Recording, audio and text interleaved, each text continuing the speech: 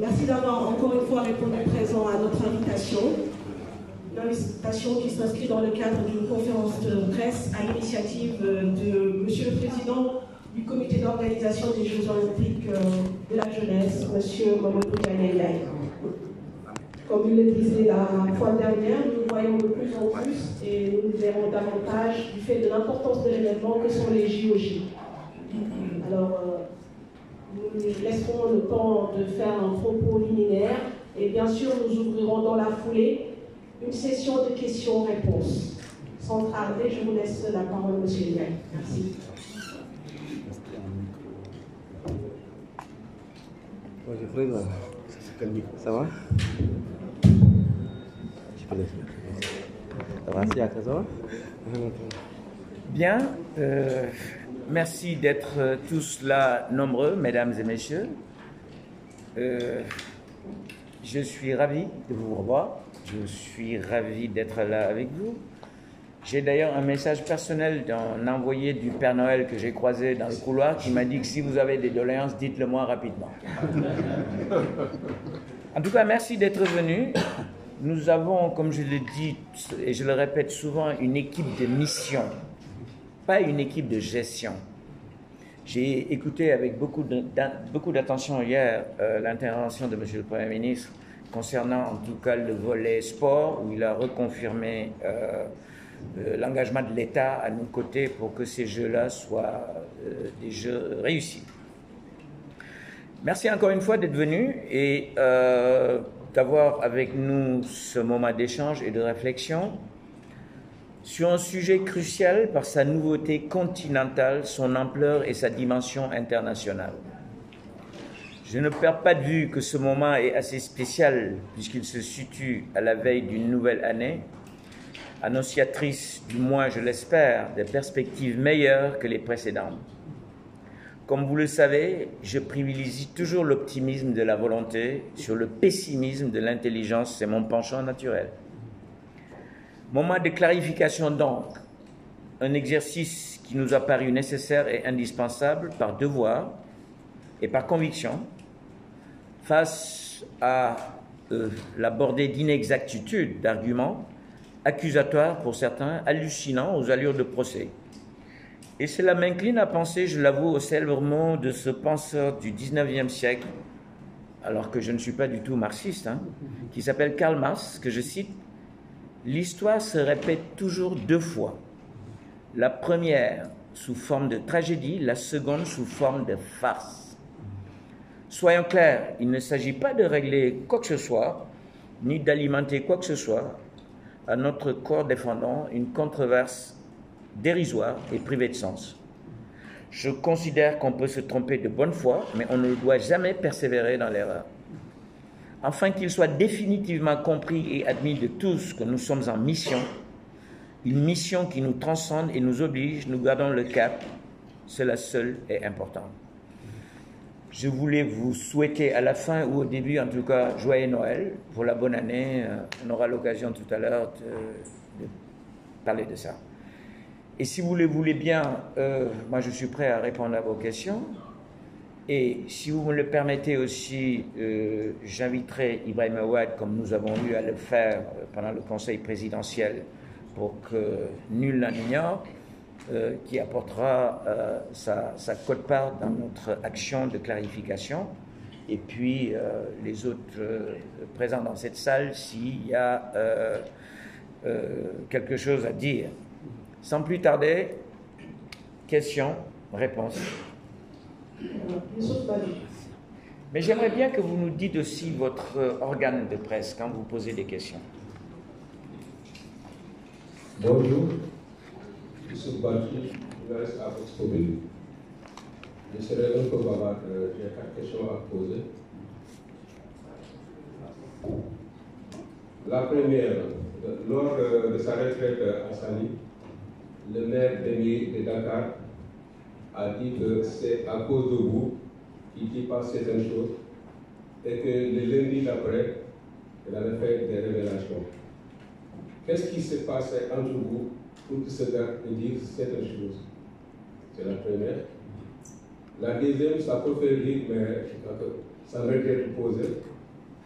Son directeur de cabinet, dans son procès d'intention,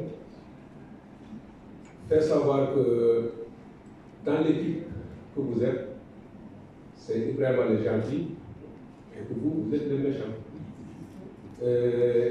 Quelle clarification vous pouvez faire par rapport à ça? La troisième comparaison n'est pas raison. Évoquant les Jeux de Paris 2024, le même directeur de cabinet dit qu'il y avait des problèmes entre Annie Hidalgo, le maire de Dakar, le maire pardon, de Paris, et le président du comité d'organisation des Jeux de Paris 2024. La quatrième pour finir, on parle, je dis que je pose 4 questions. Non, allez-y. La quatrième, on parle souvent d'implication des anciens athlètes. Est-ce que vous les avez reçus en tant que président du comité d'organisation des Jeux qui impliquent tous les acteurs du sport? Merci.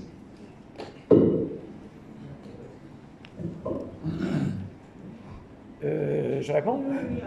Bien, M. Badji. Oui, vous l'avez dit. Moi, j'ai du respect pour M. Barthélémy Diaz. Je n'ai pas de problème particulier avec M. Barthélémy Diaz. Pendant les Jeux Olympiques à Paris, nous avons déjeuné ensemble.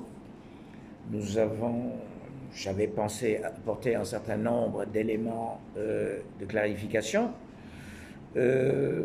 Il a fait la charge qu'il a cru devoir faire, mais quand on regarde bien, quand je l'ai je visionnais encore ce matin, moi j'ai vu qu'il ne m'a pas attaqué personnellement. Il a dit qu'il avait des projets qu'il voulait faire financer. Moi, je ne suis pas contre, mais le seul problème, c'est que, nous, dans le comité d'organisation des Jeux Olympiques, nous sommes régis par des textes, comme dans tous les comités d'organisation, que ce soit de Paris 2024, de Tokyo, de Londres, tous les comités d'organisation, il y a des règles.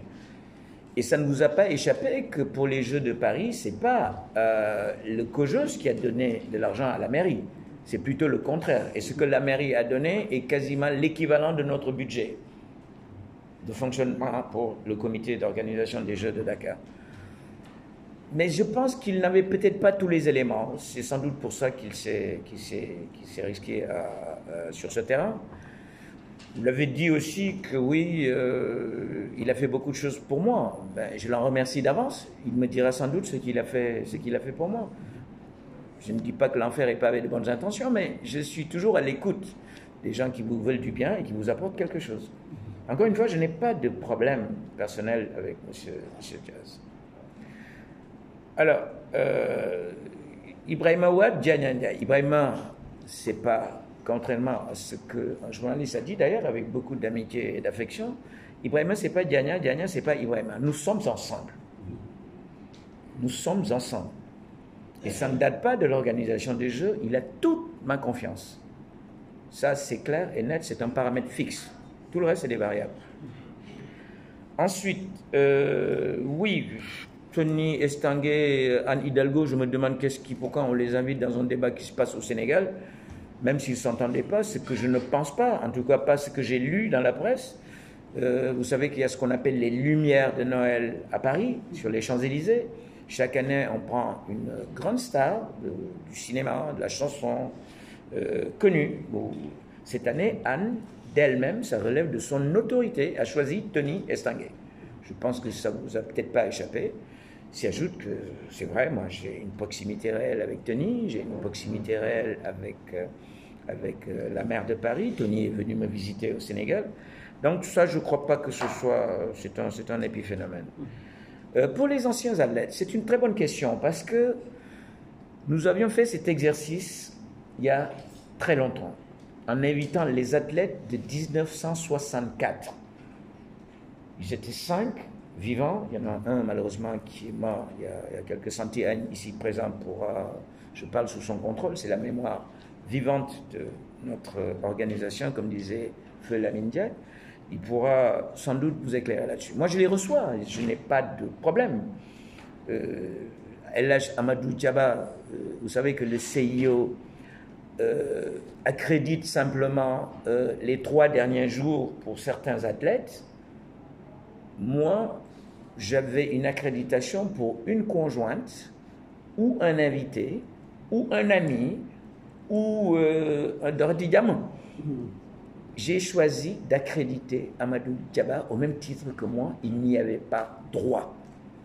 Il est resté à Paris avec moi. Il avait les clés de ma chambre à l'hôtel. Je m'en suis occupé autant qu'on peut le faire. Maintenant, moi, je ne gère pas des arrière-pensées. S'il a quelque chose à dire, qu'il nous le dise. Nous avions, Ibrahima et moi, déjà confié à Amadou le soin de voir avec les jeunes athlètes pour les pousser un peu en prévision de 2026. On a vu visiblement qu'il n'avait pas beaucoup de temps. J'ai parlé avec M. Kalkaba, qui est son patron, qui est le président de la Confédération africaine d'athlétisme. Je parle régulièrement avec Sébastien Koué, qui est le président du World Athletic. Nous avons trouvé des voies et moyens, et surtout, il y a quelqu'un pour qui j'ai un profond respect, c'est Baladier, qui est un champion du monde. Et c'est lui qui s'occupe de ces problèmes-là. Si vous voulez, il vous fera un focus spécial sur ce que nous sommes en train de faire avec les athlètes.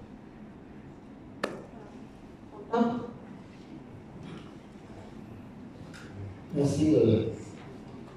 Bonjour, Président. C'est Cheikh Antamadi Keita, journaliste au quotidien d'information générale en relève. Je vais répondre sur la question de mon conseil participatif à propos du maire de l'élection de Dakar, Patrick Dias, qui disait il y a quelques jours que le COJOS avait reçu une somme d'à peu près 80 milliards de francs CFA dans le cadre de l'organisation du JOJ. Et que eux, au niveau de la mairie, ils n'ont aucune traçabilité de cette somme. Ils ne savent pas où va cette somme. Et en matière d'héritage aussi, ils n'ont aucune aperçu. Je ne sais pas maintenant au niveau du COJOS ce que vous, président du comité d'organisation, vous en pensez. Merci. Très bonne question, Fantamadi. Vous savez, je pense que ça ne vous a pas échappé, que moi-même j'étais membre du comité d'organisation de Paris de 2024. Donc personne mieux que moi ne peut dire des choses qui relèvent de l'organisation de Paris 2024. Anne Hidalgo, qu'on invoque souvent, mon amie Anne, moi j'ai assisté à toutes les réunions, je ne l'ai jamais rencontrée dans une de nos réunions. Pour une raison très simple. C'est qu'il y a une entité qui s'appelle la Solidao, que Anne préside, avec Valérie Pécresse, qui est la région la plus riche de France, avec tous les élus qui ont un point et qui avaient intérêt à s'occuper d'un intérêt particulier à Paris 2024. Donc, ne surjouons pas le rôle. Il y a 3 municipalités qui sont en jeu. Vous avez la mairie de Dakar, vous avez la mairie de Diamniadio et vous avez la mairie de Saly. Donc, la mairie de Dakar, en principe, c'est les maires, parce que je l'ai dit tantôt sur la question de Badji, qui apportent quelque chose à l'organisation des Jeux. Je pense que c'est simplement par méconnaissance, sans doute, des règles de fonctionnement que tout ça a été dit. Pour l'héritage, il faut aller dans le dictionnaire et voir le mot héritage, ce que ça veut dire. Dans notre contexte particulier, héritage, c'est ce que nous laissons. J'y tiens particulièrement, et c'est la ligne de flottaison du CIO, parce que rappelez-vous ce qui s'était passé au Brésil. Ils avaient construit plein d'éléphants blancs. Ça s'est terminé pour certains par des procès. Quand vous voyez Maracanã, à la fin des Jeux, il y a eu énormément de dégradation aussi, alors que les réfections ont coûté une fortune. Ils avaient construit une piscine, mais démentielle, qui, Antenne 2 avait fait un reportage après ça. Vous voyez les chaussures flotter là-dedans, les bonnets là-dedans. Je veux dire, en cela, je rejoins vraiment les autorités publiques. Il faut des infrastructures de proximité. Nous avons essayé plus de réhabiliter les choses. Et ça me lance, Fantamadi, de plein pied dans les 80 milliards dont vous parlez. Nous avons voulu refaire la piscine municipale. Nous avons voulu refaire la caserne Samba Diarry, où aura lieu les compétitions d'équitation, et le stade Ibaba, sur un appui de la France, 40 millions d'euros. Alors vous faites déjà 80 moins 40, vous avez compris. Nous avons également au niveau un poste très lourd, puisque ça revient au pays organisateur, c'est le poste transport. Quand il y a eu Paris, moi, le CIO m'a envoyé mon billet d'avion. Ils l'ont envoyé à nos équipes. Ils l'ont envoyé donc au monde entier qui avait un lien avec ces Jeux. Eh bien, ça marche comme ça. Le poste était évalué en 2022 à 32 millions de dollars. Simplement, comme la jauge s'est resserrée, on n'a plus autant de disciplines, à mon grand dam d'ailleurs, et au grand détriment de certaines disciplines sportives qui nous écrivent régulièrement pour nous dire qu'ils veulent vraiment qu'on remette dans les Jeux leur discipline. Ça coûte donc une fortune. S'y ajoute, nous, ce qu'on aime, en tout cas moi, je l'assume, le thieboudienne, le riz au poisson, donc, et le machin, ça, c'est pas une alimentation pour sportifs. Nous sommes obligés d'avoir donc des procédures et un appel d'offres précis sur la nourriture des athlètes. Ça aussi, c'est un poste qui coûte beaucoup d'argent. Ibrahima, je lui demanderai de revenir un peu plus tard. Et puis, on a la contrepartie et la quotité, c'est cible. Parce qu'on ne peut pas dire qu'on fait des Jeux sans que notre État, notre administration, c'est pas pour rien que M. le Premier ministre a tenu un conseil interministériel avec tous les membres du gouvernement et des directeurs. Nous avions arrêté, à l'issue de ce conseil, 40 mesures. Les journalistes, vous avez couvert tout ça et je vous en remercie. Donc, vous voyez, c'est pas... Et j'ajoute, nous avons pris l'un des meilleurs cabinets, de mon point de vue, c'est le cabinet Mazars. Avec Ibrahima, on a instauré de façon mensuelle des reportings de toutes nos activités Impact Finance, que nous retransmettons au ministre de l'Économie et des Finances. Nous avons dans nos équipes un élément indépendant, c'est un inspecteur du Trésor détaché par le ministère de l'Économie et des Finances. Par le ministère des Finances, excusez-moi. Au niveau du contrôle interne, n'en parlons même pas. Babacar Wade est très sourcilleux sur les dépenses, sur les postes. Nous respectons le code des marchés. Nous avons des procédures tellement complexes que Ibrahima Wade, à ce jour, n'a pas de voiture de fonction. Et je vais finir par une autre chose. Moi qui vous parle, aujourd'hui, je suis même dans l'illégalité parce que j'ai refusé d'avoir un salaire. Je n'ai pas de salaire, je n'ai pas de billet d'avion, je n'ai pas de per diem, je n'ai pas de logement de fonction, je n'ai pas d'indemnité de fonction. Je touche zéro, nada, absolu. Et je l'ai voulu comme ça parce que c'est plus facile à tracer quand il n'y a rien. Donc, quand les auditeurs me parlent, me disent non, il faut quand même que vous ayez une exposition en termes de... Je préfère pas, je préfère que tout ça aille dans l'escarcelle des Jeux Olympiques. Et nous voulons vraiment, à la reddition des comptes, à l'issue de ces Jeux, c'est ce que M. le Premier ministre nous a dit, vous travaillez bien, mais je ne vous félicite pas maintenant, je vous verrai à l'issue des Jeux. Et on veut faire comme Paris 2024, laisser un excédent si c'est possible. C'est le vœu d'Ibrahima, c'est le vœu de Lamothe, de Seydina, de toute l'équipe qui est autour de moi ici. Donc, j'espère que ça rassure vraiment les gens qui pensent peut-être qu'il y a une ambiance bamboula et qu'on se partage des choses qui n'existent pas. C'est pour les informer que nous avons tenu à faire ce point de presse et surtout pour vous saluer parce que chaque année je le fais, suivi d'un déjeuner. C'est un exercice dans tous les comités olympiques. Mes amis de Côte d'Ivoire m'ont dit qu'ils ont fait leur truc hier. Donc voilà. Merci, M. Diaye. Derrière, merci. N'oubliez pas également de vous présenter, s'il vous plaît, votre organe. Merci. Merci, je m'appelle Elage Banakian, je suis le rédacteur en chef du Journal Le Soleil. J'avais deux questions. Au début de votre propos, M. Diaye, vous avez dit que nous sommes une équipe de mission, pas de gestion. qu'est-ce qu'on doit entendre et comprendre par là? Deuxième question, quelle est la nature exacte du partenariat qui est lié avec la ville de Dakar dans le cadre de l'organisation de cette JO? Merci. Je n'ai pas bien compris votre deuxième question. Quelle est la nature du partenariat qui vous lie exactement avec la ville de Dakar? Très bien. Oui, ce que j'entends par une équipe de mission, pas de gestion, c'est-à-dire qu'on n'est pas là à dire 1 + 1 = 2 et à serrer les vis à tout le monde et à embêter tout le monde. Nous sommes dans une mission qu'on nous a confiée et vous savez, dans le multilatéral, regardez à New York, les ambassadeurs accrédités aux Nations Unies, on ne les appelle même pas les ambassadeurs dans le multilatéral, on les appelle les chefs de mission. Chef de mission auprès des Nations Unies. Donc, ça, c'est dans le multilatéral. Et nous y sommes, puisque vous savez que le Comité olympique international, c'est un peu au-delà de plus vite, plus fort, ensemble. On est une équipe de mission. Je m'inscris dans une mission, évidemment, à la fin de la mission, une fois qu'on a fait les redditions des comptes, on ferme les lumières et on rend les clés, et de nos sièges, et des activités, après avoir tiré les conséquences de tout ça. Donc c'est un peu pour ça que je dis ça.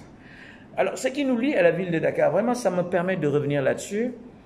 Vous savez, ils ont eu à évoquer, je ne me souviens plus si c'est monsieur le maire ou si c'est son directeur de cabinet, qui disait qu'on avait signé avec monsieur Khalifa Sall qui était en prison.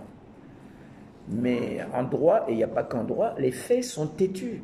Nous avons signé avec Vardini, qui est vivante aujourd'hui, qui nous avait accompagnés à Buenos-Aires, puisque on voulait avoir une lettre d'intention déjà pour, avant qu'on ait signé le contrat dot, pour montrer qu'on a beaucoup de monde autour de nous. C'est ainsi qu'on avait sollicité des Sénégalais avec des signatures existentielles AAA, comme Mokhtar Diop, de la Banque mondiale, le patron de la SFI. Et à l'époque, dans l'administration de Sall, nous avions sollicité les gens qui étaient en position de pouvoir et qui nous avaient tous donné des lettres de mission. Donc, on a signé avec Mme Wardini. On n'a malheureusement pas signé avec Khalifa pour des considérations qui ne nous appartiennent pas et qui n'ont pas lieu d'être commentées ici. Mais ce qui est sûr, en tout cas, c'est que dans la répartition, nulle part, on a le contrat dot, hein, on peut vous le mettre à disposition, il n'est écrit que nous, comité de juge, on doit financer des projets. Qu'à cela ne tienne, qu'est-ce que j'ai fait à Paris? J'ai appelé mon ami Rémi Rioux de l'Agence française de développement. Je l'ai invité à voir qu'est-ce qu'il pouvait faire pour la municipalité de Dakar. Puisque moi, je n'ai pas les budgets pour ça.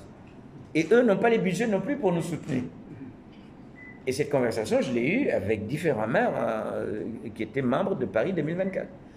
Donc, je pense que l'un dans l'autre, il faut qu'on évite, je pense, des choses qui n'existent pas et qu'on essaie d'avancer tous ensemble.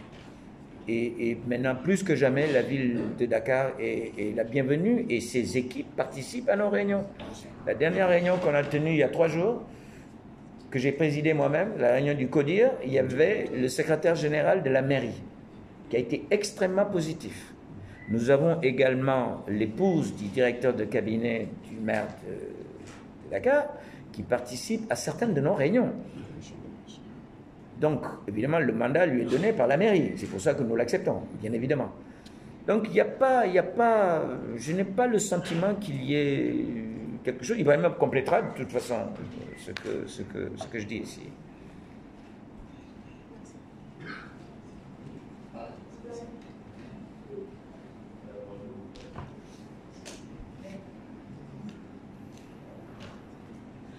Bonjour, c'est Papa Djibril Gaye du journal Source A.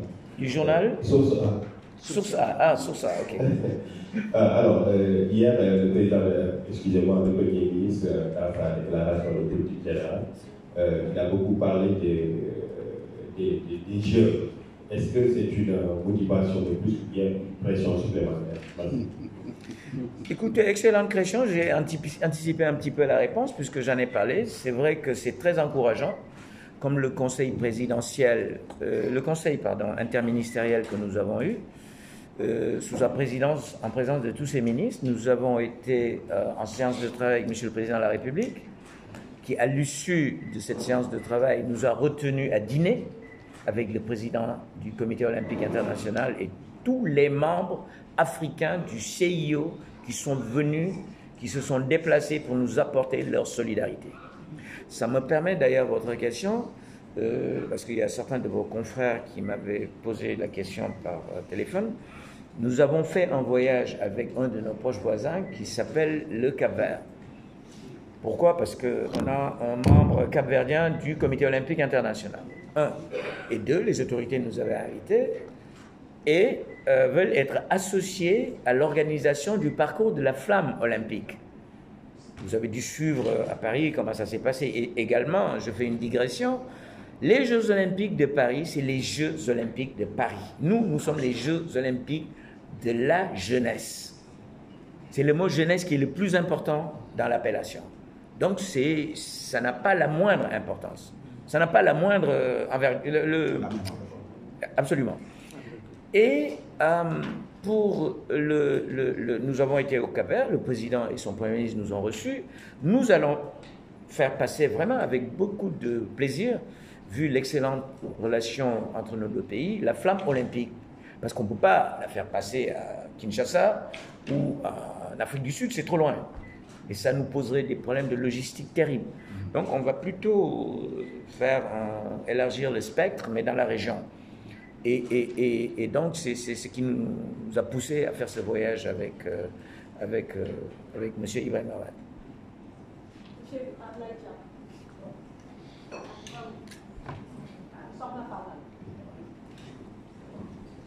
Bonjour, c'est Jean-Claude de la Saint-Yves des IFR.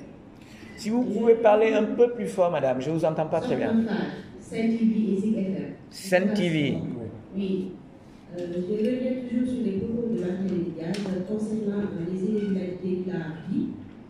Il dit qu'il n'y a pas d'implication des fédérations et des ligues pour la participation des athlètes, mais également il a parlé de décisions partisanes et une gestion de solitude.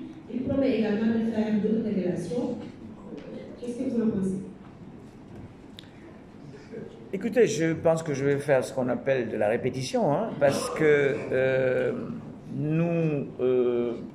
l'implication des faits. D'abord, vous savez, nous sommes régis par des textes que je ne vais pas vous dire. Je demanderai à Ibrahima d'en parler, je l'ai sous les yeux. Le nombre d'adeptes, de participants, comment on fonctionne. Mais vous savez que ce soit Paris 2024, que ce soit les Jeux de Londres, que ce soit les Jeux en Chine, que ce soit les Jeux qui ont eu lieu en Australie, c'était mon premier déplacement dans le cadre du comité olympique. Que ce soit tous les Jeux, il y a un comité d'organisation. Et dans ce comité d'organisation, nous sélectionnons des gens qui peuvent apporter quelque chose dans ce comité d'organisation. On ne peut pas élargir le spectre. D'abord, on va se marcher sur les pieds, ça ne servira pas à grand-chose. Mais je vais inviter Bala, qui est un champion du monde, et je vous ai dit tout à l'heure, moi je suis extrêmement satisfait et bluffé par sa méthodologie et ses références, de vous dire un peu quel est le niveau et le degré d'implication qu'on a avec les uns et les autres. Moi-même, j'ai reçu le champion de MMA, Regreg. J'ai reçu moi-même le champion sénégalais du monde de kickboxing. Nima Faye et les autres, n'en parlons pas. Chaque fois qu'il y a un problème, même en dehors de l'organisation des Jeux, j'ai dit toujours que moi, mon premier paramètre, mon premier souci, c'est l'athlète. Passé, présent ou futur, c'est l'athlète. Et comme je le disais, je n'avais pas complété, j'avais reçu les athlètes de 1964, les premiers Jeux olympiques. C'est vous dire. Donc c'est vraiment nous accuser en sorcellerie de penser qu'on met des gens de côté. Mais si vous le permettez, je vais demander à Bala, il est là, oui, Bala, si vous pouvez en 2 minutes leur dire un peu le volet athlète, comment... Mets-toi ici, comme ça, ils peuvent t'entendre également par là.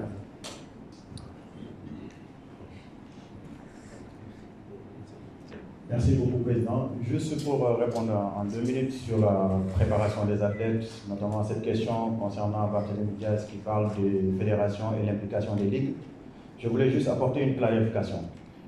Déjà, je pense que M. Barthélémy Diaz ne connaît pas ce qui se passe entre fédération et ligue. Les ligues, ce sont les bras armés des fédérations au niveau local. Le comité d'organisation des Jeux Olympiques travaille avec les fédérations internationales. Et les fédérations internationales, leurs interlocuteurs, c'est les fédérations nationales.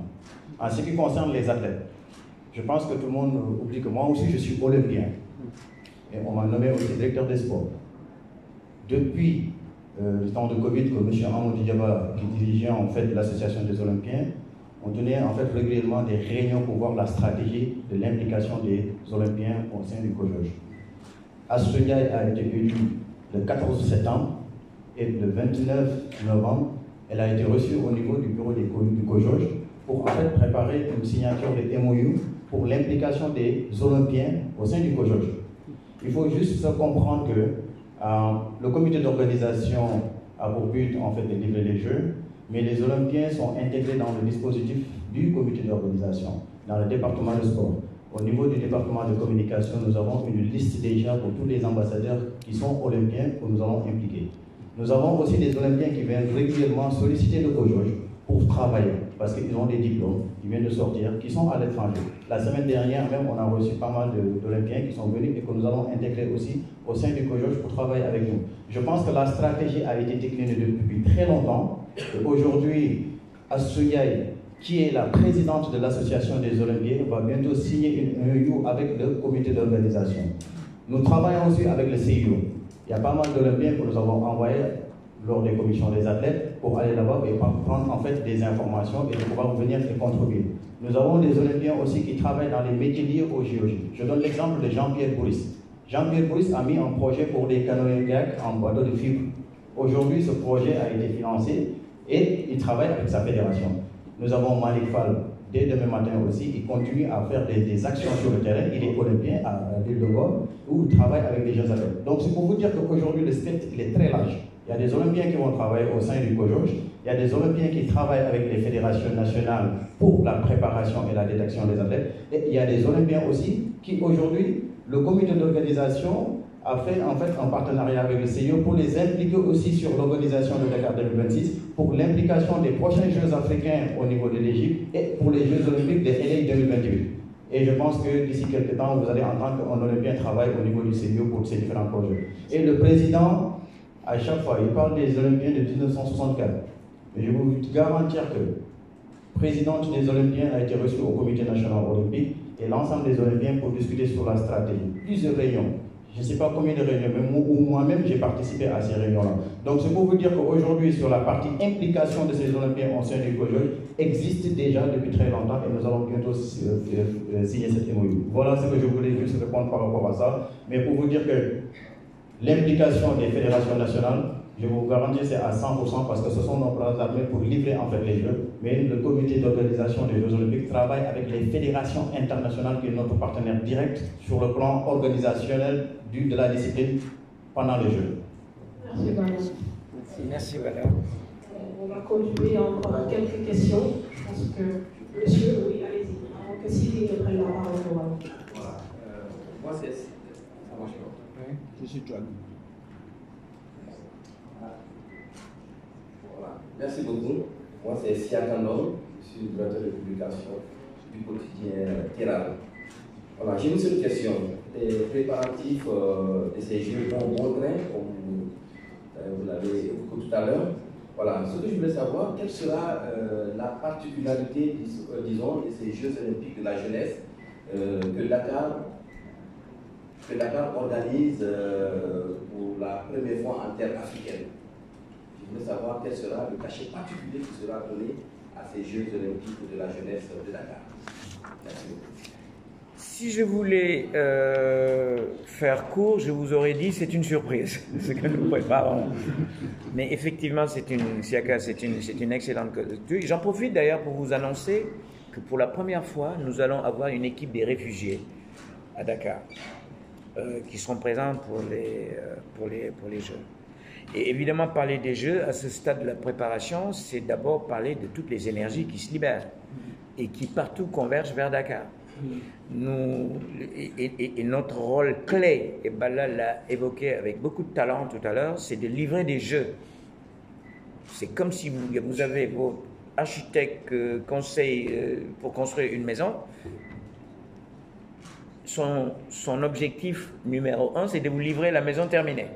Donc nous, notre objectif, c'est de livrer des jeux. Donc on essaie souvent de nous entraîner dans des procès en sorcellerie, oui, les athlètes ceci, oui, on sait bien d'où viennent tous ces officines d'un Fox existent. Mais les journalistes ne sont pas les Indiens de la réserve. Hein. Vous circulez dans le pays, nous on est une maison de verre tous, on accueille tout le monde. C'est pas parce que X a dit quelque chose que c'est forcément vérité universelle. Ce qui est important, c'est les faits et ce qu'on fait et que vous voyez vous-même. Pour ce qui est de Dakar, oui, nous sommes en train de voir pour l'ouverture, la clôture, on va vous réserver quelques surprises, parce que sinon, vous avez bien vu Paris, il ne vous a pas dévoilé tout ce qui s'est passé. Vous l'avez vu et vous étiez tous scotchés, waouh. On essaie de faire la même chose, mais dans la dimension contenue des Jeux Olympiques de la jeunesse.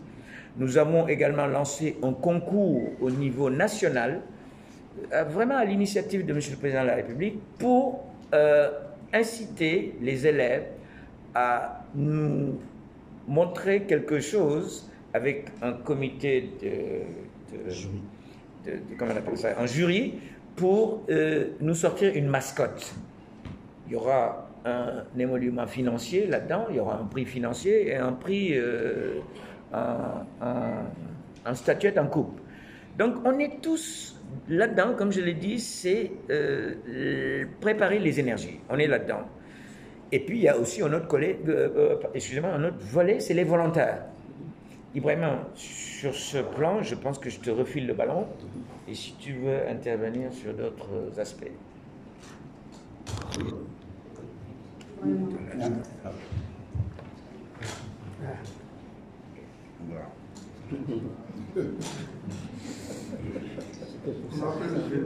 Merci. Merci, Monsieur le Président. Président, moi je pense que c'est important de dire ici, solennellement, l'excellente proximité, je tiens à le dire, que j'ai avec le président Mamadou Diagne, pour que nul n'en ignore. Je ne dois même pas le dire. Ma symbiose avec le président ne fait pas l'objet de débat. Que ceux qui veulent aller dans ce débat continuent à perdre leur temps. Je m'excuse de le dire.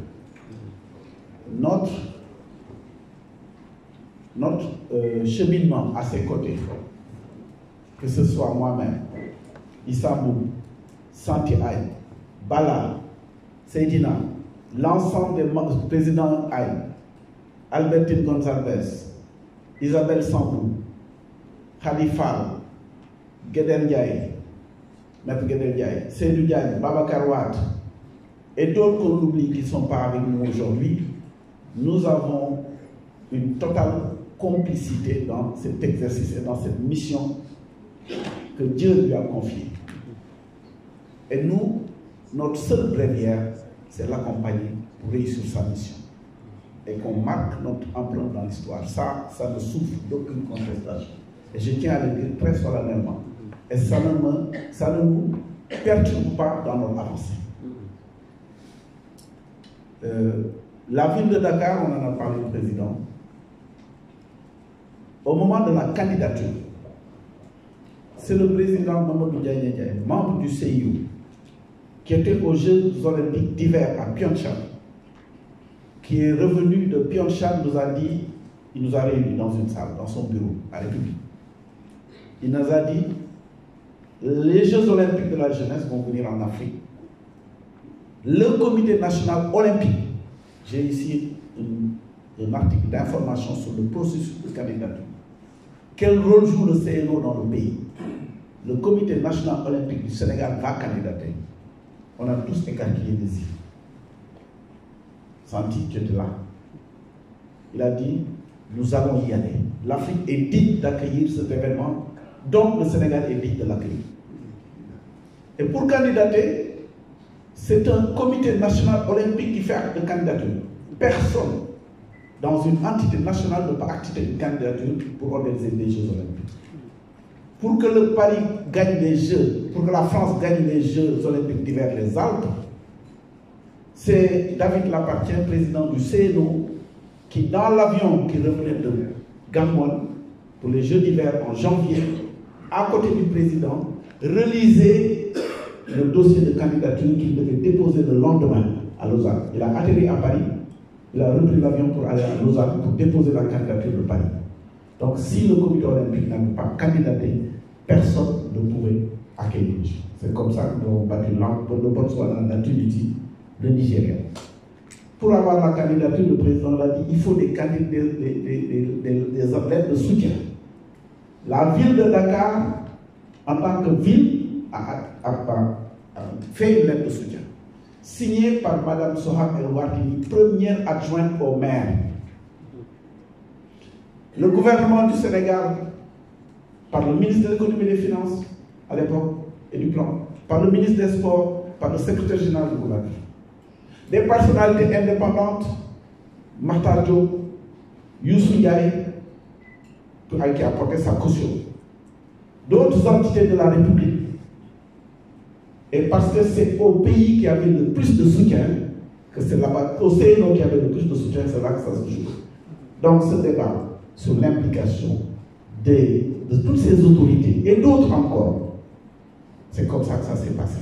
Deuxième chose, quand le CNO gagne, il a l'obligation, j'ai ici dans mon ordinateur, dans mon téléphone, comment ça se passe, de constituer un comité d'organisation des Jeux olympiques, de la jeunesse, lorsque c'est de la jeunesse, des Jeux olympiques et paralympiques, comme c'est le cas. Tous les comités d'organisation qui sont constitués le sont sous la forme d'une association ou d'une fondation comme les Milano Cortina aujourd'hui. Maître Seydou Diagne qui est ici dans cette salle, le représentant juridique qui est le président de la commission juridique du CNOS, le représentant juridique le conseiller juridique du maire de Dakar, le conseiller à l'époque, le conseiller juridique du ministère des Sports, l'agent judiciaire de l'État pour les comptes de l'État se sont réunis, ont dialogué pendant des mois avec le CIO pour tomber d'accord sur la forme juridique. Une assemblée générale constitutive a été organisée le 28 février 2020, avant Covid, pour constituer l'association COJOJ. Et c'est cette association COJOJ qui a porté le président Mamadou Diagne à la tête. Il représente le comité olympique, il représente le CIO dans le COJOJ, parce qu'il est le représentant olympique dans le pays, qui représente le CIO, qui est membre de l'association. Nous faisons des rapports mensuels à toutes les autorités. Nous faisons des rapports mensuels au CIO. Tout est clair, transparent.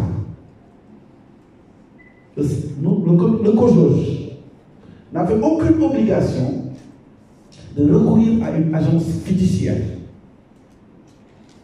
Les règles de gestion financière, c'est via le ministère de l'économie et des finances, à travers l'inspecteur principal du Trésor, désigné par le ministre des Finances, qui gère les ressources dans les ressources qui sont logées au Trésor. Mais nous avons, sur instruction du président, mis en place, avec des termes de référence, une procédure de consultation pour avoir une agence fiduciaire. Et à l'issue du processus, c'est le cabinet Mazars qui est aujourd'hui l'agence fiduciaire du COJOJ, qui gère l'intégralité, qui vérifie toutes les dépenses avant de payer. On ne peut pas soupçonner le cabinet Mazars d'être le complice. L'autre élément, l'association, comme toutes les associations, a un commissaire au compte. Le 23 décembre 2024, le président Ndiaye a présidé la réunion du comité directeur, qui est l'instance intermédiaire qui approuve les comptes, fixe le budget 2025, le plan de passation des marchés, et qui doit le soumettre à la prochaine Assemblée générale avant fin janvier. Et l'auditeur aura le temps de regarder les comptes et de donner son opinion libre et indépendante. L'organisation, l'implication de la ville, c'est une question qui est... La ville de Dakar siège à l'Assemblée générale. La ville de Dakar siège au comité directeur. La dernière réunion, c'est le lundi 23 décembre 2024, de 10h à 14h45. La ville de Dakar siège en commission des marchés. Le COJOJ a choisi d'ouvrir sa commission des marchés à des entités externes. Il y a un représentant du ministère des Sports, un représentant de la ville de Dakar, le représentant du ministère des Finances et le contrôle financier. Chaque année, ces entités renouvellent leurs membres. Nous avons signé la semaine dernière et hier les lettres adressées à des différentes entités pour leur demander de confirmer ou de renouveler leurs représentants titulaires et suppléants. Et c'est eux qui sont chargés de gérer le compte avec une commission des marchés indépendante qui regarde toute la procédure en toute transparence. Si vous regardez le Soleil il y a quelques jours, ou les journaux il y a quelques jours, hier, dans 3 journaux de la place, ce qu'on appelle l'avis général de passation des marchés a été publié. Tout ce que nous allons faire comme acquisition en 2025 est dans ces journaux. Et le secteur privé, que le président Ndiaye a reçu le 28 février 2024, ici, avec 200 opérateurs du secteur privé, avec le président Bailey Aïe, la CNES, le conseil des investisseurs, le club des investisseurs, tous ont eu total accès à toutes ces informations sur comment postuler. Tout est clair, tout est transparent. Voilà moi ce que je voudrais dire, Monsieur le Président, en attendant toutes les autres questions qui pourraient advenir et pour lesquelles j'apporterai des précisions. Merci. On prend encore quelques questions avant de boucler, et le temps que Ibrahim Ouad aura aussi besoin de faire un point en Wolof pour aider à produire. Donc on prend Sidi Khaïri, Moustapha Sago de la RTS 2. Il y a d'autres questions. Voilà, les 3 dernières questions. Sidi Khaïri, en Wolof. Sidi Khaïri, il est de Wolof TV. Bonjour, c'est Al-Khaïri de Wolof TV. Je voudrais savoir le niveau d'implication sur la préparation des athlètes. On parle de l'organisation tout le temps, mais beaucoup sont les fédéraux qui se plaignent du manque d'appui et de l'État, mais également du CNOS. Qu'en êtes-vous exactement? Merci. Excellente question. Vous savez, je vais faire revenir Bala là-dessus, mais je voudrais quand même clarifier un certain nombre de choses. C'est que s'agissant des athlètes, c'est éminemment le ministre en charge des sports qui s'occupe de ce volet, comme ça a été le cas à Paris, à Londres, en Chine et ailleurs. Il faut bien que notre ministère de tutelle nous montre son implication dans ce genre d'événement. Mais là, je pense que le plus simple, c'est que tu leur expliques un peu le niveau pour les préparations. Merci beaucoup. Juste pour le niveau de la préparation des athlètes, je pense que le ministère des Sports joue un rôle clé sur la préparation en fait, des athlètes pour les Jeux de Dakar 2026. Aujourd'hui, je pense que le Comité national olympique est représenté par le président de la commission technique du CNOS, qui participe régulièrement à des réunions avec le ministère des Sports pour mettre en fait la stratégie de la préparation des athlètes. Aujourd'hui, on a 25 sports en mode compétition. Et tous ces 25 sports au niveau du ministère des Sports, ils ont déjà déposé leur plan stratégique pour la préparation des athlètes, même si on sait que la préparation a démarré depuis presque 1 an, 2 ans avec ces fédérations. Je peux vous citer pour le cas en fait, de beaucoup de fédérations qui ont déjà démarré leur préparation de ces jeunes athlètes. Si vous regardez le cas du judo, vous allez au lycée Lamine Gueye, les athlètes sont internés là-bas, ils font études, sport et entraînement pour la préparation des Jeux olympiques. À l'arène nationale, vous avez le CNG de lutte qui a déjà des jeunes athlètes pour le beach wrestling et qui sont là-bas en regroupement pour préparer en fait les Jeux olympiques de la jeunesse et d'autres fédérations. Et je pense qu'aujourd'hui, la préparation est du ressort du ministère des Sports qui dégage les budgets pour la préparation des athlètes. Nous avons fait beaucoup de réunions avec eux pour voir quelle est la stratégie de préparation pour les jeunes athlètes. Aujourd'hui, le programme de sport de Dakar 2026 a été validé le 4 décembre. Aujourd'hui, les fédérations savent exactement quelles sont les disciplines qui seront aux Jeux Olympiques de Dakar 2026. Et à partir de ces disciplines-là, les fédérations vont maintenant mettre en turbo leur stratégie pour savoir quels sont les athlètes dans les différentes catégories, notamment sur les sports de combat, où les catégories sont très importantes. Je donne un exemple pour le judo, il y aura 4 catégories chez les garçons, 4 catégories chez les filles. Maintenant, la fédération va choisir cette stratégie. Je peux vous dire que sur la partie volet préparation des athlètes, le ministère des Sports est en charge de ce volet-là pour les athlètes qui vont compétir les Jeux Olympiques de Dakar 2026. Par contre, nous, COJOJ, je reviens encore sur le casquette de COJOJ, notre rôle c'est de travailler avec les fédérations internationales, notamment sur la partie héritage. Tout ce qui est équipement qu'on va utiliser pendant les Jeux vont rester pour les fédérations pour pouvoir continuer la promotion de leur discipline. Sur aussi le volet, comme on appelle, programme de formation des NTO, ce qu'on appelle les National Technical Officers, ça veut dire que pendant les Jeux, les officiers techniques seront utilisés des fédérations nationales. Donc ça, c'est un volet que les fédérations internationales vont faire les formations. Notamment aussi, la partie équipement a déjà commencé. Si on regarde sur le cas du canoë-kayak, où il y a beaucoup de bateaux que la Fédération internationale a amenés ici au Sénégal, si vous allez à l'île de Gorée, vous avez les bateaux que la Fédération internationale a donnés à cette fédération pour pouvoir en fait continuer la préparation de ces athlètes. Le judo a reçu pas mal de subventions d'autres partenaires extérieurs pour préparer les athlètes. Le taekwondo, l'année dernière, ils ont reçu beaucoup de subventions. Ça, c'est le volet économique que le COJOJ peut activer avec les fédérations internationales pour aider les fédérations pour la préparation des athlètes. La préparation, c'est 3 volets. Vous avez le volet financement qui vient du ministère des Sports, le volet équipement, entraînement, préparation des entraîneurs, etc. qui viennent des fédérations internationales, et vous avez le volet stratégique national où le Comité national olympique et le ministère des Sports vont mettre en place pour voir quelles sont les chances de médaille pour le Sénégal. Et je pense que nous sommes dans cette voie-là. Si vous regardez cette table, vous avez toutes les fédérations qui sont déjà au sein du COJOJ, avec qui on travaille quotidiennement. Vous avez tennis, football, la voile, l'équitation qui ont terminé la semaine il y a un mois, une formation des officiers techniques qui vont en fait pendant les Jeux, officier pendant les Jeux au niveau de l'équitation. Et vous avez le cyclisme ou le road cycling, et moi-même du taekwondo. C'est pour vous dire que nous, on travaille en parfaite collaboration avec ces fédérations et les fédérations internationales. Oui, c'est une question qui me tient à cœur. Je vais passer la parole également à Seydina, qui va vous expliquer un peu les stagiaires que nous avons à l'INSEP depuis 3 ans et le reste. Merci, Président. Je voudrais en fait donc rajouter à ce que Baba a dit pour vous dire que nous travaillons en parfaite relation avec nos fédérations.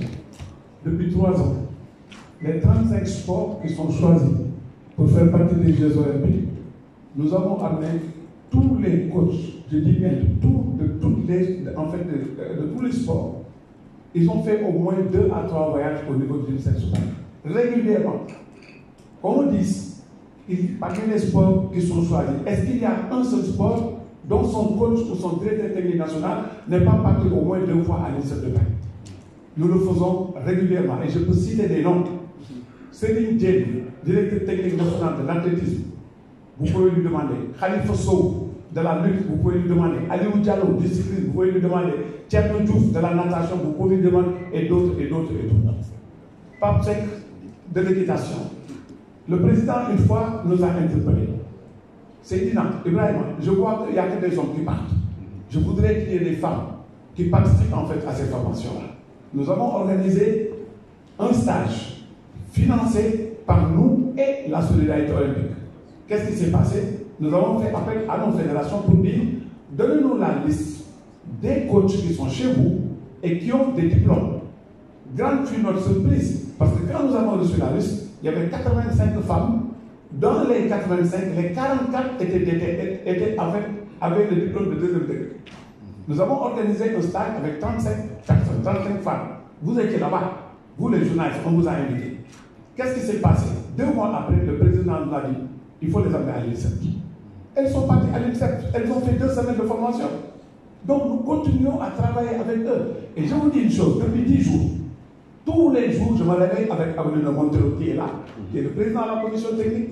Nous sommes au ministère des Sports pour recevoir fédération par fédération. Les 35 fédérations, au moment où je vous parle, ont déjà été reçues, une à une, pour discuter des programmes de préparation qui doivent commencer dans le courant du mois de janvier. Lundi prochain, Baladje, Amadou Montre et moi-même irons au ministère en face. Nous aurons le directeur, le DRC, le DAPS, le secrétaire général du ministère, le directeur de cabinet pour discuter davantage encore sur comment nos jeunes athlètes qui doivent concourir en 2026 et qui doivent concourir aussi en fin d'année, parce que les Jeux africains de la jeunesse auront lieu en Angola cette année, en 2025. Il faut qu'on commence la préparation. Donc, c'est vous dire que c'est ce qui parle. Que oui, les fédérations sont au courant de tout ce que nous sommes en train de faire. Maintenant, comme le dit le président, libre à qui veut d'aller dans la presse ou là où il veut pour dire. Mais les fédérations savent que nous travaillons avec eux. Merci Seydina. Merci. On va prendre les 2 dernières questions. Allez. Et après, on va enchaîner avec le final. Bonjour, Moustapha Sadio de la RTS2. J'avais une question facile. Pour rester dans le thème, le maire de Dakar ou l'ex-maire de Dakar disait pendant cette conférence de presse-là qu'il est le président du comité d'organisation des Jeux Olympiques. Est-ce vrai ou est-ce une divagation? Autre chose, c'est un peu pour parler des finances. Le COJOJ a organisé une visite de chantier il y a quelques semaines avec les journalistes, une démarche salutaire. On a pu voir vraiment l'état d'avancement des infrastructures, comme Demba Diop, la piscine olympique.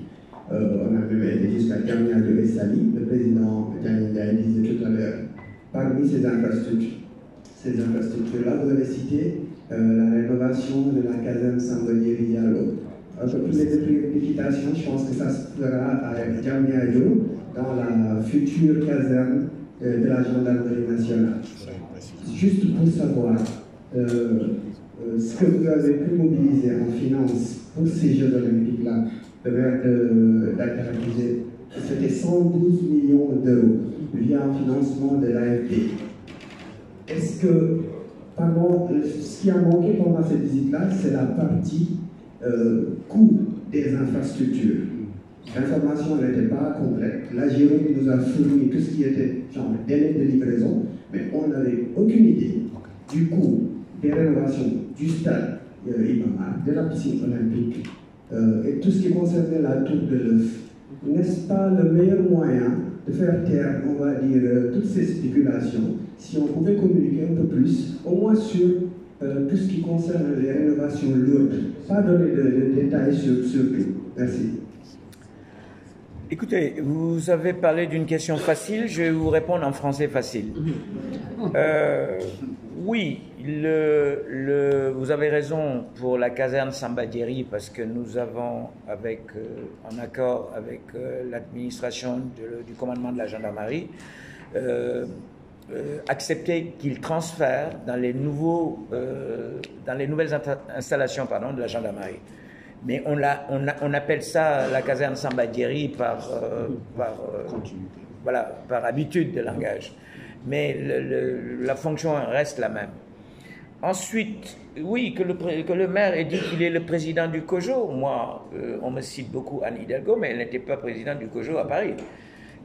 Si Bart veut venir travailler avec nous dans l'équipe du COJO, moi je n'ai aucun problème avec ça, je l'invite bien au contraire.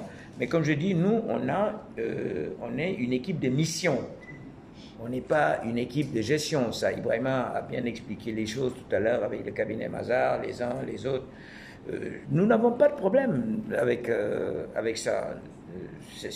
Donc, c'est pas, je pense que ce n'est pas très important. Pour maintenant, le financement des infrastructures, les travaux, les réfections et tout ça, vous savez, comme ça n'est pas terminé, quelquefois vous entendez dire, comme pour ce qui s'était passé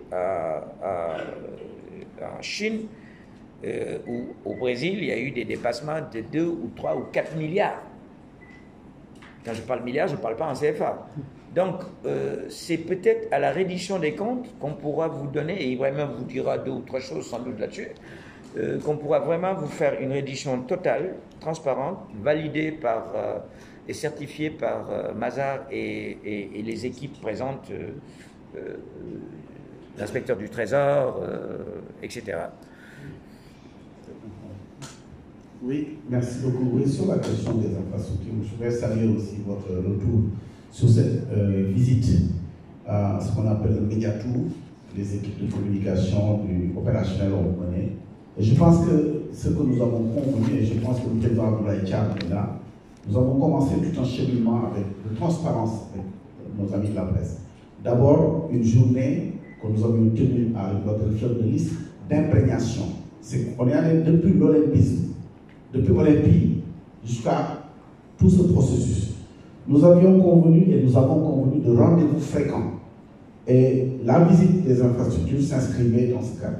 Nous avons aussi retenu que régulièrement, nous allons apprécier ensemble avec vous où est-ce que nous en sommes sur les travaux. Et surtout, cette tournée, c'était pour vous montrer simplement que les choses ont démarré. Mais je reviens sur les infrastructures, c'est Iba Mar Diop, Tour de l'œuf et la piscine olympique qui sont rénovés pour les Jeux. Souvent, on entend le stade Demba Diop ne sera pas prêt. Le stade Demba Diop n'est pas dans le master plan. On entend Léopold Sédar Senghor pourrait être disponible. Il n'est pas dans le master plan des Jeux. Ce que le président Ndiaye a dit, le CIO privilégie la simplicité. La simplicité en laissant un legs. Et c'est là qu'est parti le terme héritage que les uns et les autres ont pris, ont voulu tirer. En disant, qu'est-ce que ma collectivité, Dakar, Saly, Diamniadio, peut gagner en héritage? Mais nous, ce que nous aurons en héritage, c'est de réhabiliter quelque chose pour la jeunesse dakaroise, pour les sportifs. La piscine olympique, vous y allez, moi j'y vais tous les samedis. Aujourd'hui, quand je quitte ici, je vais aller à tout le Iba Mar Diop et à la piscine olympique. Et parce que j'ai promis, j'ai pris cet engagement devant le président, cette responsabilité d'y aller tous les week-ends pour vérifier que les choses avancent. J'ai été pendant qu'on décoffrait la piscine. Si vous aviez vu les infiltrations d'eau qu'il y a en bas, c'est impressionnant. Ça veut dire que cette piscine, s'il n'y avait pas le prétexte des Jeux, elle disparaissait. Au grand dam de la jeunesse Le stade Iba Mar Diop, il était dans un état alors. Il était question de réhabiliter la tribune. La Géroute a pris un cabinet, le cabinet Veritas, qui a sondé la tribune, qui nous a dit, si vous mettez l'argent, vous l'avez jeté en l'air. Tout est rouillé. Il faut reprendre. La reprise a permis de faire une construction qui va durer extrêmement longtemps au bénéfice d'un club comme le Giraffe, qui est mon club, ou et de l'ensemble des sportifs qui seront dans la zone. Les Jeux étaient prévus pour 2022. Après le report, nous avons dit avec la Géro, nous allons faire des études approfondies. Parce qu'à un moment, le greffe a été de dire, ça ne démarre pas, on va être en retard sur les infrastructures. Mais vous savez, comme disait le président, construire une maison, ce n'est pas au coup de truelle que ça commence. Il y a énormément d'études. Et le report a été une occasion pour faire toutes les études. Aujourd'hui, vous voyez que les travaux avancent aisément, mais parce qu'il y a eu un temps énormément long d'études, extrêmement sérieuses, pour montrer que dans ce pays, on peut faire, et dans ce pays, dans ce continent, on peut utiliser le prétexte des grands événements pour bien faire les choses, laisser un héritage et le faire dans la plus grande transparence. Et avec l'inclusion et la participation de tous. Voilà ce que je voulais dire. Sur les infrastructures, on aura l'occasion de vous donner, avec les équipes de région, tous les tenants et les aboutissants, les coûts financiers, les acteurs par intervenants, les entreprises principales, les entreprises de sous-traitance qui sont des entreprises sénégalaises qu'on a mis dans le cahier des charges, le respect des normes environnementales, la politique de gestion de la main-d'œuvre, le plan d'action environnementale et sociale. Tous ces aspects ont été intégrés. On n'a rien laissé au hasard. La prise en compte des droits des occupants. Pour la première fois, je vais dire, en tout cas pour ce qui me concerne, on a intégralement, 3 cabinets sociaux ont recensé les occupants. 3 fois. Une première évaluation recensement, une deuxième évaluation recensement, une troisième évaluation recensement, à l'issue de laquelle on connaît dans le détail tous ceux qui ont occupé. On a entendu tout récemment des personnes qui sortent de l'ombre et qui disent « Nous n'avons pas été pris en compte. Nous n'avons pas été pris en compte. » Tous les occupants ont été intégrés et il y a un comité au niveau de l'AGEROUTE qui s'en occupe. Et pour vous montrer notre logique de transparence, le COJOJ n'a pas l'expertise pour faire des travaux. Nous sommes allés chercher l'entité au sein de l'État qui en a la compétence, qui en a le savoir-faire, qui dispose des ressources humaines. On lui a confié à travers une convention de maîtrise d'ouvrage déléguée qui a été signée. C'est AGEROUTE qui s'occupe de tout le volet d'infrastructure. Et qu'il fera que livrer, le COJOJ utilise et à la fin remet à qui de droit. Plus encore, on parle d'héritage. Nous tous, on sait comment Iba Mar Diop est bordé d'activités économiques extrêmement importantes autour du cuivre. On aurait pu dire à ces gens, vous dégagez, on vous indemnise, vous allez vous trouver dans un autre lieu. On est allé très loin en demandant, en concevant un projet d'héritage qui s'appelle la maison du cuivre, pour sauver toutes ces activités économiques extrêmement importantes. Un bâtiment sur 4 étages, équipé, et on vient, Monsieur le Président, avec l'APDA, de concevoir aussi la possibilité de faire un petit centre de formation pour d'autres artisans qui sont à l'intérieur de Dakar et qui pourraient avoir l'opportunité de venir se former. Donc pour dire vraiment, sur ce plan-là, je pense que tout est clair, tout est propre, tout est sous contrôle, et nous aurons l'occasion régulièrement de nous rencontrer, de voir et de visiter où est-ce que nous en sommes. Et c'est important de préciser. Les gens ont pris un volume financier en disant c'est tant d'argent que le COJOJ gère. Si vous enlevez ce volet infrastructure, qui est 60 millions de dollars pour les infrastructures, ce n'est pas le COJOJ, c'est l'Agence française de développement en relation avec AGEROUTE, comme dans le cadre normal des projets de l'État. Donc, mais tout ça, les gens piochent là, une idée là, 2 idées là, mettent ensemble, grossissent un montant en disant que c'est ça l'intérêt du jeu. Je vous garantis une chose, en phase candidature, l'engagement qui avait été pris, c'est d'être le plus sobre et le plus modeste possible. Il n'y a pas mieux illustration qu'aujourd'hui, l'idée qu'il y a d'aller utiliser le TER et le BRT comme mode de transport pour optimiser les coûts de transport. Toutes les personnes qui descendront dans ce pays, quel que soit le rang, prendront le train,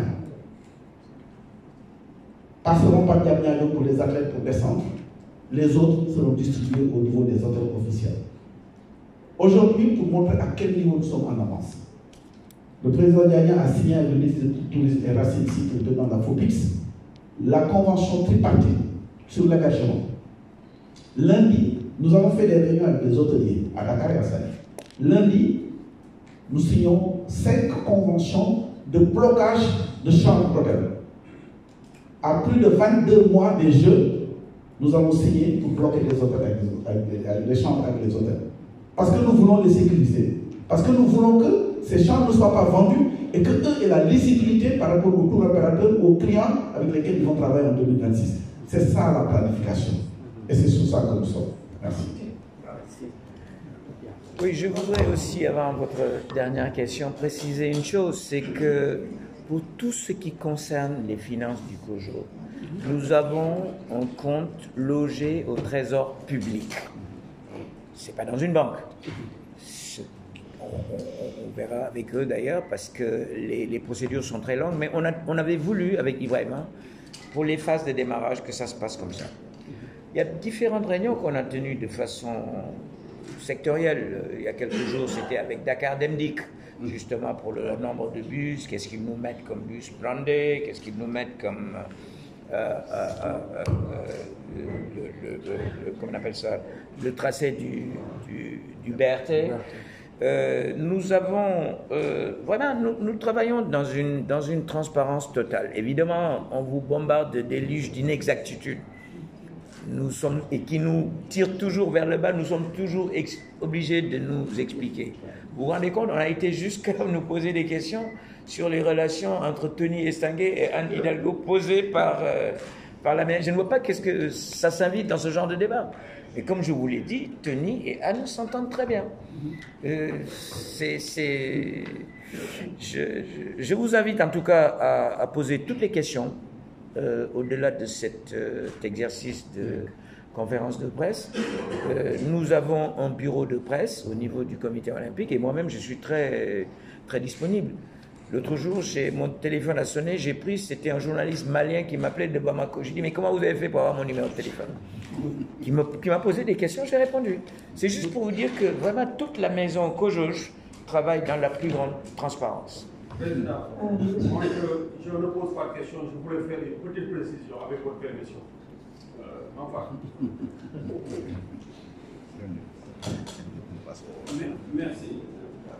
Monsieur le Président, le débat qui tourne autour de la préparation des Jeux de 2026 fait rage dans le pays et au-delà. Hier comme aujourd'hui, comme je ne crois pas au hasard, le hasard n'existe pas. En 2006, ça fait 18 ans, j'étais côte à côte avec Santé-Anne, mémoire vivante du comité olympique. C'était à l'occasion de l'Assemblée générale tenue au stade Léopold Sédar Senghor et qui avait vu le président Diagne Ndiaye porter la tête du comité olympique. Ça fait 18 ans maintenant. Il a travaillé en étroite collaboration avec le président Diagne Ndiaye avant de donner le relais à Seydina.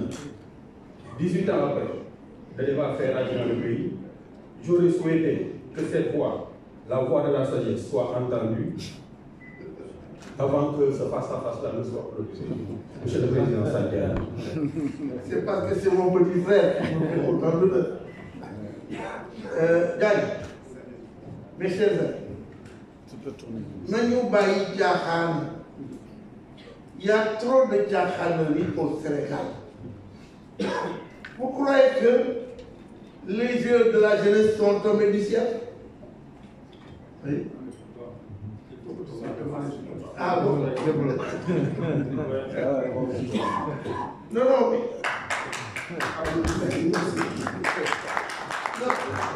Il faut qu'on arrête les tchahaneries. Les géologies. C'est miracle que le Sénégal soit le premier pays africain à les accueillir. Pas l'importe. Pas l'importe. L'outil infrastructure. L'outil résultat. C'est parce que nous avions une équipe dirigée par Diagne, que voici, qui a dit je vais amener les Jeux à Dakar. Il a fédéré autour de lui l'État, les villes organisatrices, des personnes ressources et son entre-gens pour que nous ayons des Jeux. Le nom est de les Jeux ne sont pas tombés du ciel. J'ai eu la chance d'avoir été présent quand M.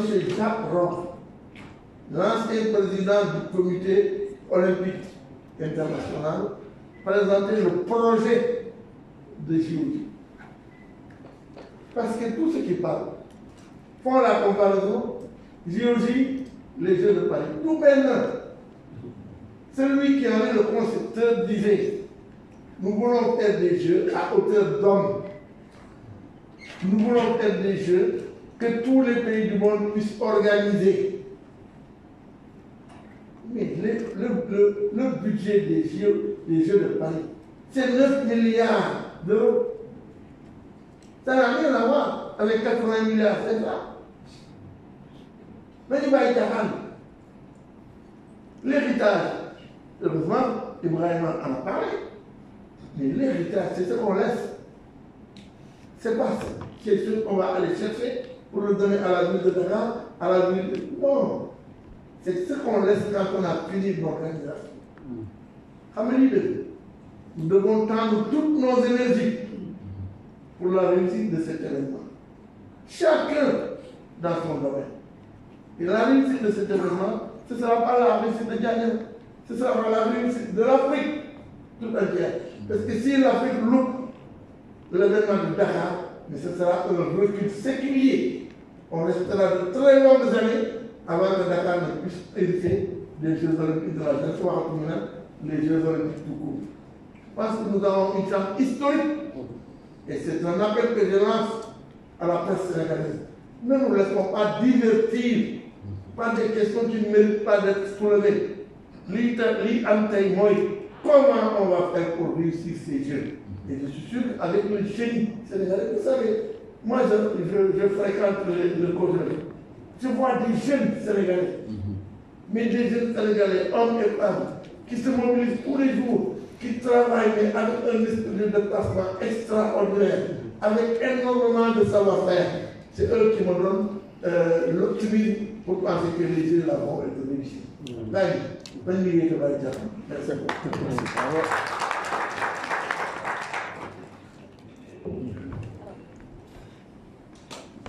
Je pense qu'on va devoir couper la poire en deux. On a fait plus d'une heure et quart d'exposé et les journalistes sont aussi des contraintes. Du coup, ce que je propose, c'est qu'on fasse un résumé de tout ce qui a été dit, en tout cas l'essentiel, en 10 minutes en Wolof avec M. Wade. Désolé pour les confrères qui avaient des questions, mais ce sera pour la prochaine fois. On s'en excuse. Bien, en tout cas, en ce qui me concerne, je vous remercie tous.